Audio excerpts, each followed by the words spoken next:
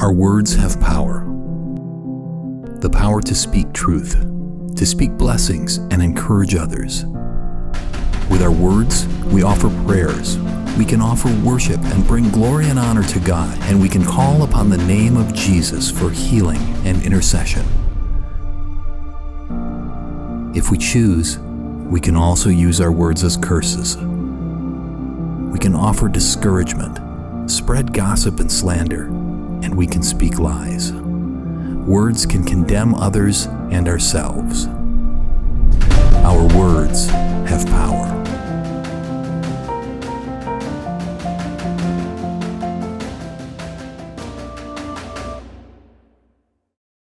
Hey everybody, my name is Matt Kuhlman. Excited to be with you guys today. We are currently in a series on sticks and stones. We've been looking at the book of Proverbs and studying some specific Proverbs and looking at James 3 specifically, and really trying to understand the power of our words and the effects that our words can have. And I'm gonna be honest with you, this series has rocked me a bit.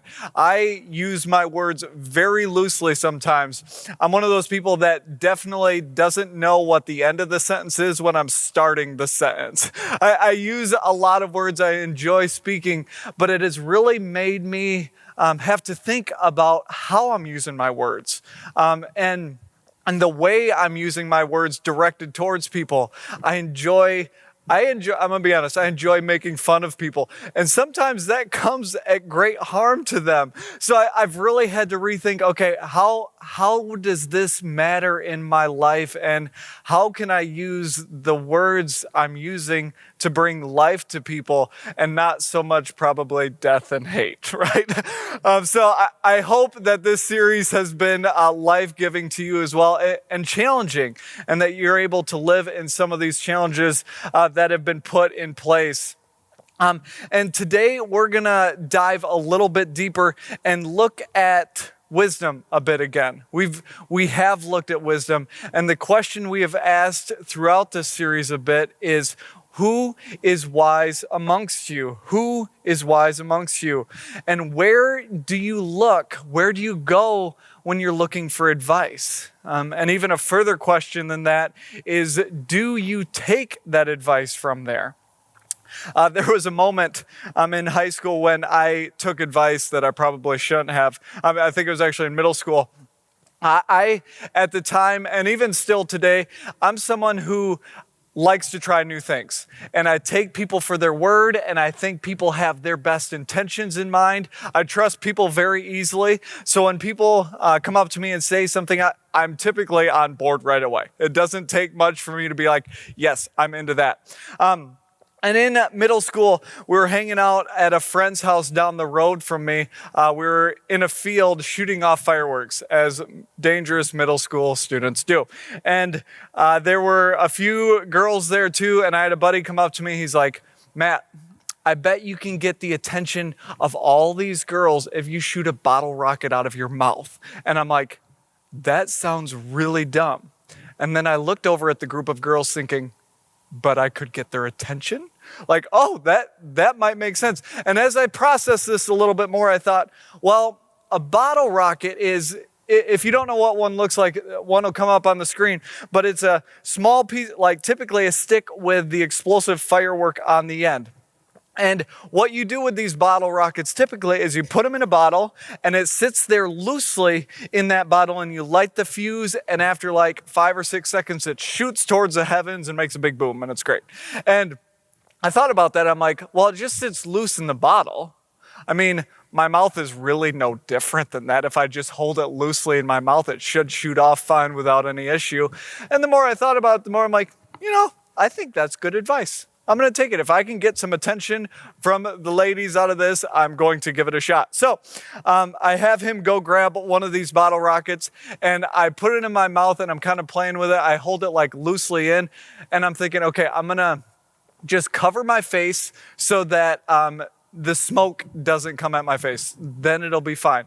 So I'm standing there with this bottle rocket just like loosely hanging out of my mouth here. My buddy comes up, and he's like, are you ready? I'm like, is everyone watching? Is this the moment? I'm like, okay, if everyone's watching, go for it. So he lights it. Now, what I forgot is that when you light the fuse, there's like 5 to 6 seconds where there are sparks coming off the end of that fuse. Now, at this point, my hands are like this.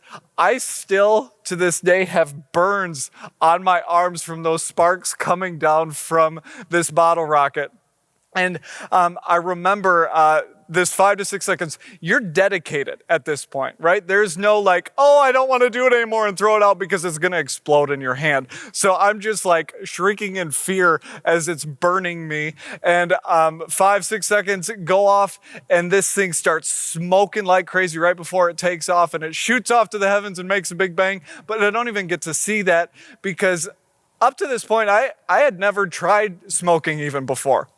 But I realized really quickly what smoking 17 cigars at one time feels like for your lungs, because I inhaled as it took off out of my mouth and just ingested all the smoke. So I'm heaving and coughing a bunch. And as I'm recovering from this, I look over to see if I had gotten the attention from these girls, like the advice that I was thinking, and I had got their attention, right? They were looking at me thinking, is he as dumb as we thought he was? Like, what did he just do? So it wasn't quite the attention that I was hoping, but it was advice that I took from somebody I probably shouldn't have, right?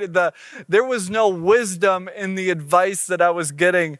And that's just a really goofy story, but we get advice all the time, right? There is advice and insight and instruction that comes at us constantly.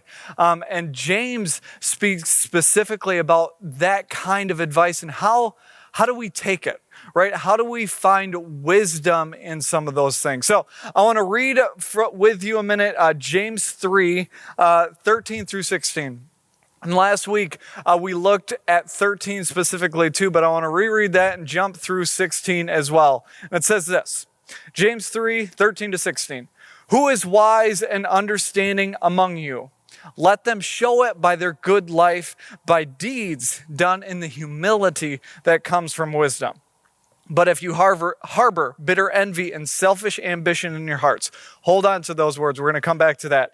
If you harbor bitter envy and selfish ambition in your hearts, do not boast about it or deny the truth. Such wisdom, and wisdom in this instance is in quotation, such wisdom does not come down from heaven, but is earthly, unspiritual, and demonic. For where you have envy and selfish ambition, see those words come back again, where you have envy and selfish ambition, there you find disorder and every evil practice.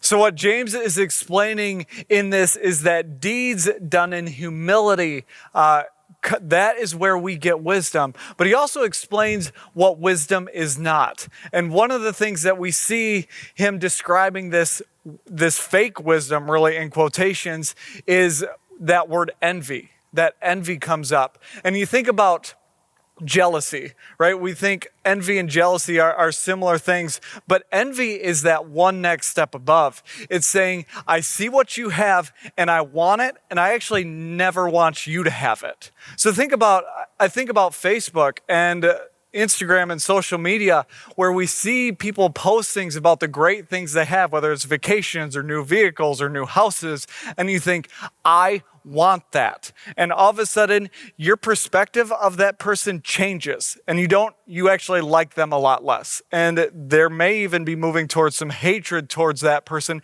because you don't like that they're able to have those things. You want that from them. That's why at the end of that James passage, he talks about this being unspiritual and demonic, right? Those words come out and you're like, why does that fit in there? When we get to the point where our jealousy becomes envy, that's where that demonic comes into place, because we are all of a sudden saying, I don't want you to have anything good in this, right? That demonic mindset can easily move into that track of envy. When I think about social media, when it was first created, I was reading this week, social media was created for really all the platforms to bring you and me together, right? You and your friends to have better relationships with the people around you. And it truly has become platforms where it's you versus me. Right? You see that in envy, where it's like we're competing against each other for who has the better things, right? We're against each other in this now. Envy is a huge issue in our culture and in our lives. And I also see one of the second words in that selfish ambition, that pride comes out in James as well. And I think pride is often in our culture celebrated. Right? There's things, there's character traits in our lives that we should be working on, right? There's things that are in our lives that we need to spend time being convicted of and allow God to work through us. But our culture is saying that, no, you should have pride in having anxiety, or you should have pride in being blunt, right? We've used words in our culture that we try and all of a sudden be proud of the things that we should actually be working on. And James is speaking into this saying, no, this pride, this envy, these things are not okay to have. James warns us that if these are coming out in the insight or the teachers that we're listening to, that is a red flag for what wisdom is not supposed to be and where wisdom is not there. He says, be cautious of this. There's a Proverbs 13:10 that really speaks some life into this as well. It says this, where there is strife, there is pride, but wisdom is found in those who take advice. And we don't hear strife very much. Strife is not a word that comes up in everyday conversation anymore. Strife is anger or bitterness. Especially in some type of conflict, anger or bitterness that comes out. And this verse is explaining that when there are those things, that anger or bitterness, where there is strife, there is pride. Right? When you see anger or bitterness, there is this thing underneath those character traits or those emotions that we really need to wrestle with. And that thing is pride. So you want to take a step back. We have talked about this throughout the series, this idea of considering the source. And a few weeks ago, Eric explained considering the source, looking at insight and looking at the instruction, because our sources, the people that we're listening to, give us insight. They give us instruction, whether that's what we're reading or what we're listening to, the media that we're allowing to get into our ears. He explained really clearly that we need to guard our heart from some of those things. And I want you to look at that challenge again. How did you do it? Right? Did you take that challenge of looking at who you're allowing to give you insight? Did you have to cut people out of your life? Right? Did you have to close a book or turn off a channel or turn off a movie because those things need to be guarded from your heart? See, I want to take it one step further today, because insight and instruction and understanding where those are coming from are super important things. But once we have a grasp on if that insight and that instruction is coming from wise people, right? Like James says, the wisdom that comes from that, what are we doing with it? Right? Are we actually taking that instruction, or are we just letting it tickle our ear and not actually have anything important come out of it? What I want to realize today is that it can't just stay insight as long as it's coming from someone who is wise. Do you take the insight? I want to introduce you to a story in the Old Testament and a man named Naaman. We're looking at a story in 2 Kings today, and this story takes place in the Old Testament at a time where there's a lot of battles that are happening. We're in the Kings, so there's a lot of different kings that take place, and people are always conquering each other. And we're going to look at this story in 2 Kings verse 5, and it says this. Now, Naaman was the commander of the army of the king of Aram. He was a great man in the sight of his master and highly regarded, because through him the Lord had given victory to Aram. So Naaman is this guy who is probably fairly high up in the rankings of army, right? He's done some good things. He's had some great battles. He has accomplished potentially a lot for this area. And it says he was a valiant soldier, but he had leprosy. And if you haven't heard of leprosy before, leprosy in that day and age was really any skin disease. It was a skin disease that may show sores or maybe a rash or some type of wound that was on the arm or on the skin. And in that day, people didn't really understand what this was. They didn't know if it was contagious. They didn't know if it was something that would easily spread. So what they would often do with people who got leprosy is they would just send them out of the city. They wouldn't associate with them. So when Naaman got this leprosy, he saw that he was going to be ostracized, like he was going to be sent out. So this is a big deal. It continues. Now bands of raiders from Aram had gone out and taken captive a young girl from Israel, and she served Naaman's wife. Now, a lot of the time when people would battle each other and conquer each other, after an area would be conquered, they'd take slaves back to their hometown. And what we find is that one of these slave girls is from Israel and is now in Naaman's household, working for Naaman's wife. She said, so this servant girl, she said to her mistress, if only my master, being Naaman, would see the prophet who is in Samaria, he would cure him of this leprosy. This is a huge deal, right? For Naaman, this is huge. He needs to go after this thing. Naaman went to his master and he told him what the girl from Israel had said. By all means go, the king of Aram replied. I will send a letter to the king of Israel. So Naaman left, taking with him 10 talents of silver, 6,000 shekels of gold, and 10 sets of clothing. And now, Naaman didn't just put $10 in his pocket and like, oh, I'm going to go see this. This is an astronomical amount of goods and of wealth. It continues, verse 6. The letter that he took to the king of Israel read, with this letter, I am sending my servant Naaman to you so that you may cure him of leprosy. Now, did you notice here who the letter went to and who the servant girl said to send the letter to? The servant girl said, go to the prophet. And this letter somehow must have gotten confused because it was a letter to the king. Now the king got this, and I love his reaction to it. It says this, as soon as the king of Israel read the letter, he tore his robes and said, am I God? Can I kill and bring back to life? Why does this fellow send someone to me to be cured of this leprosy? See how he was trying to pick a quarrel with me. Right? This king is freaking out. He's like, what do you mean? What did you hear about me? I'm not doing these things. How am I supposed to fix this problem? What am I doing with this? And verse 8 continues, when Elisha, the man of God, heard that the king of Israel had torn his robes, he sent a message to him. And I can just picture Elijah being fairly calm with this, being like, why have you torn your clothes? Right? Have the man come to me, and he will know that there is a prophet in Israel.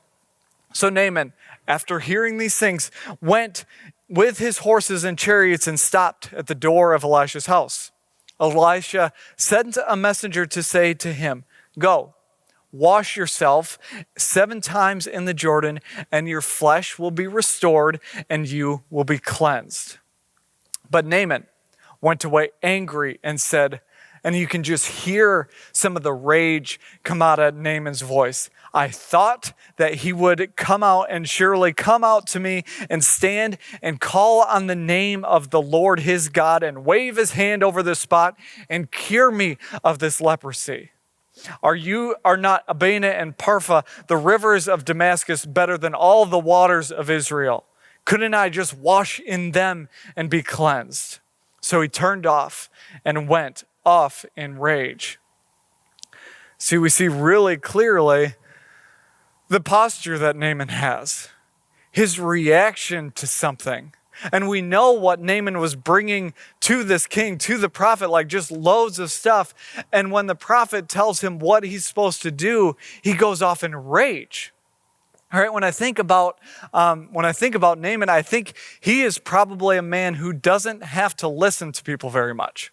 Right? He is one of the guys in the king's army who's doing some great things. He has everyone reporting to him. He doesn't have to respond to people's teachings very much. And James in this would say, remember these words of James, by deeds we see wisdom, by deeds done in the humility that comes from wisdom. When we look at Naaman, we see a response that is not wise at all. Right? There's nothing humble about the way that Naaman responds. See, Naaman didn't probably listen to anybody. He didn't have this kind of a posture. He may have had earthly wisdom, right? This earthly wisdom that James speaks on. He may have understood the rivers and all of these things, but he was really prideful. He didn't allow anyone to speak into what he should be doing. And Proverbs, remember that verse, reminds us that this strife, that this anger and bitterness underneath those things is often pride, right? And in Naaman's response, we see these very things coming to life. And when we take a step out of the story, I think about my own life, and I think maybe you're in the same spot. I'm asking the question, am I prideful, right?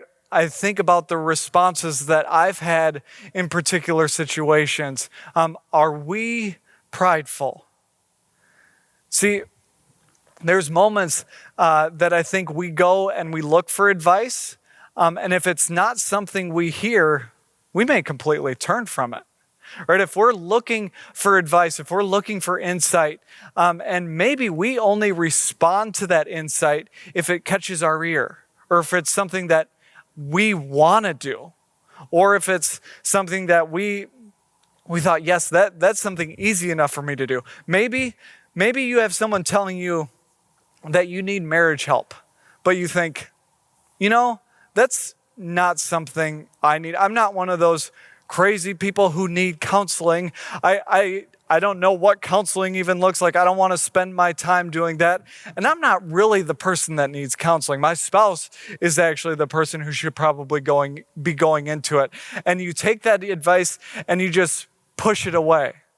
Or maybe you have friends or family telling you that addiction that's been in your life is becoming a big deal. And that addiction is starting to hurt your family. And those family members are coming to you, asking you to do something about it, but you respond in a way that says, you don't understand the stress I'm under. You don't understand the situation in my life. This thing that you say I'm struggling with really isn't actually a big deal. You don't actually know what's going on in my life. Or maybe you have someone in your life that has repeated some things. Maybe it doesn't sound so much like advice, but it sounds like you always have to be right. Or you say yes, even when you can't. Or why don't you ever follow through? Or you don't accept help. Some of these things, I think, can come quickly from our spouses, and we hear those things as criticisms, but they're pleas and advice of saying, hey, you're saying yes to everyone but our family, right? You're prideful in all of these things that you're saying yes to, and you're such a great servant to all of these people, but in you saying yes to all of those things, you're saying no to our family and the needs that we have. See, when I think about advice, I think it is so easy for us to only take the advice that tickles our ear, the advice that we want in our life. See, we almost picture when we ask for advice what that person is going to say. And if that advice doesn't match the way we want our life to continue, we just push it off to the side. See, when I think of ways to avoid this very thing, when I think of ways to avoid this pride that we have when we're facing advice and insight and instruction, I think of the very opposite of pride, and that's being teachable. Eric spoke on this a bit last week, this idea of being teachable, and this idea is just being open to hearing what people have to say in our lives and allowing ourselves to push that pride away and be spoken to in some different ways. And this whole idea of being teachable is something that I wrestled with early in my life. Through middle and high school and a lot of college as well, I was not a teachable person. I truly was not teachable. When I was in class, I look back and think, I initially thought it was a lot of humor that I was putting out, and I was a funny person in class, and I always wanted to make sure that everyone knew that I was the funny kid. And I would often derail entire lessons from teachers and drive them nuts because I would put snarky remarks in there. And I look back on that now, and I was so busy thinking about how to be the funny person that I was never being teachable. Right? And not only that, but I was taking moments away for other people to be teachable in class. And I was actually wrecking a lot of the momentum and the instruction that these teachers were literally trying to give. They had a passion for this, and I was stopping that because of the pride I had in being that funny person. See, I was not a teachable person. And the question I have for you today is, are you teachable? Are you willing to have a posture where you remove the pride out of your life and say, no, I actually want to listen to some things that people may be speaking into my life? See, for Naaman, I'm so thankful that the story for him doesn't end there. Our story doesn't end with him just going off and sulking in anger. It ends with these words, continuing in 13. Naaman's servants went to him and said, "My father, if the prophet had told you to do some great thing, would you not have done it? How much more then when he tells you, wash and be cleansed?" And I love his response in this.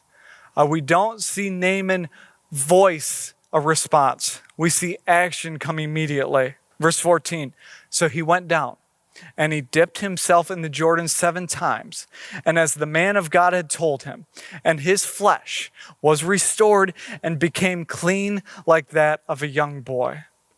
See, I love that posture. I love that Naaman all of a sudden removed the pride, removed the boldness that he was typically coming with, and allowed himself to listen to the mere servants in his life. That he was willing to be teachable in this moment. He heard the insight and he responded. See, church, I think this is something we need to wrestle with. I think we all have pride in some way in our life that is stopping us from listening to the people that are trying to give us insight. And I want you to hear loudly that we're not supposed to just take insight from all over. Don't be teachable from everybody, right? Take what you've learned over the course of this series and look at where you should be getting wisdom from, and take that and actually do something with it. Allow that wisdom to teach you something and go about your life and live that way. I want to end today with 2 takeaways. Look out and look in. Okay, so look out. Consider your source. You have heard that little phrase periodically through this series. Consider your source. Are the people that you're listening to on social media or reading or on the news, are they willing to be teachable? Look at their lives. Are they willing to adjust their position, or are they so firm in what they think is the right way? Are your sources, are the people that you're getting insight and instruction from, are they willing to be teachable? Or are they proud? And are they boasting about the accomplishments that they have? So look out, consider your source, but also look in. Consider your character. Are you willing to be teachable? Are you willing to look at the areas that you're prideful, that you may have boasted in, and allow yourself to take a step back and be like, what might someone be trying to teach me in this moment? See, I think God works in so many ways when we allow ourselves to take ourselves out of the equation and say, I'm not going to be so focused on how I'm going to do this thing and be proud of all of those things. I'm going to take a step back and allow God to work in our lives. Church, I think it is time that we respond in a way that we're looking out and we're looking in to see where pride needs to be removed and teachability needs to move into our lives. Let's do those things together. Would you pray with me? Heavenly Father, I thank you for your word. And I thank you for the way you've spoken to us today through the story of Naaman. And I ask that as we think about the character of the people that we're listening to, the ones that we're trying to get insight from and instruction from, I ask that we look into their lives, and if we don't see people who are teachable and people who aren't prideful, that we take those people out of our lives and we place people into our lives that are teachable and have that wisdom that comes from the humility. God, I ask that we also look into our lives and that we have the courage to be humble. It's not something that's easy and not often something that we can do under our own power. God, I ask that you give us the strength to do that even when it's difficult. Thank you for your word and thank you for that power. Allow the Holy Spirit to work in us to bring that wisdom into our lives. God, we ask this all in your name we pray. Amen.